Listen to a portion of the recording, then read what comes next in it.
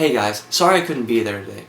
My presentation is going to be over Stephen Sondheim, a Jewish-American musical writer and composer.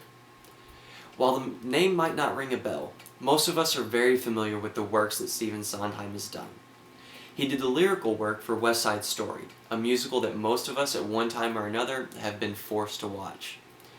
He also did the composing and lyrical work for Sweeney Todd, the Demon Barber of Fleet Street, and while the play originally premiered on Broadway in 1979 and ran for over 800 performances, it was more recently adapted to the silver screen by Tim Burton and starred Johnny Depp and Helena Bonham Carter.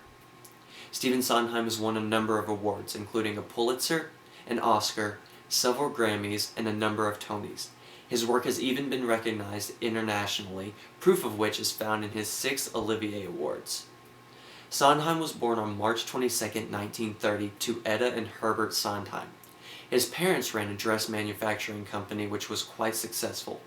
Because of this, Stephen Sondheim went to many boarding schools, and while he had all the trappings of a high-quality life, his life was far from perfect. At age 10, his father left his mother for another woman. In reaction to this, Stephen Sondheim's mother turned him into sort of a surrogate husband for herself. She also became infatuated with the nicer things and celebrities in their lives. This infatuation with celebrities took a physical and psychological toll on Stephen. However, it was through this infatuation that Stephen Sondheim met Jamie Hammerstein, the son of the famous musical writer Oscar Hammerstein. Oscar became sort of a father figure and a mentor for Stephen.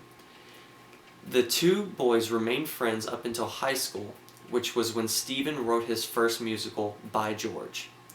Stephen thought that he would show it to Oscar. After reading it, Oscar said that it did not lack talent, however, it was the worst thing that he had ever read. But if Stephen wanted to learn why, Oscar would be willing to teach him and make him a better writer. Stephen has been quoted to say that he learned more in that afternoon than most writers learned in an entire lifetime.